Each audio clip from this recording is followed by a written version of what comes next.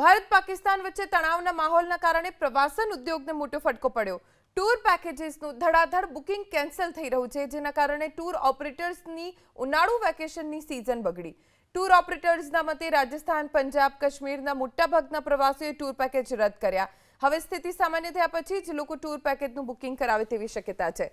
આ તરફ ઉનાળુ વેકેશનમાં હાઉસફુલ હોય તેવી હોટલ અને રિસોર્ટ પણ ખાલીખમ છે, જેથી હોટલ માલિકોને પણ આર્થિક ફટકો પડ્યો। ડોમેસ્ટિકની સાથે ઇન્ટરનેશનલ ટૂર પેકેજમાં પણ બુકિંગ ઓછું થયું। દુબઈ, સિંગાપોર, યુરોપ, મલેશિયા જેવા સ્થળોના ટૂર પેકેજીસમાં પ્રમાણમાં ઓછું બુકિંગ નોંધાયું છે। ટૂર પેકેજીસનું ધડાધડ બુકિંગ કેન્સલ થઈ રહ્યું છે, જેના કારણે ટૂર ઓપરેટર્સની ઉનાળુ વેકેશનની સીઝન બગડી। ટૂર ઓપરેટર્સના મતે રાજસ્થાન, પંજાબ, કાશ્મીરના મોટાભાગના પ્રવાસીઓએ ટૂર પેકેજ રદ કર્યા। હવે સ્થિતિ સામાન્ય થયા પછી જ લોકો ટૂર પેકેજનું બુકિંગ કરાવે તેવી શક્યતા છે। આ તરફ ઉનાળુ વેકેશનમાં હાઉસફુલ હોય તેવી હોટલ અને રિસોર્ટ પણ ખાલીખમ છે, જેથી હોટલ માલિકોને પણ આર્થિક ફટકો પડ્યો। ડોમેસ્ટિકની સાથે ઇન્ટરનેશનલ ટૂર પેકેજમાં પણ બુકિંગ ઓછું થયું।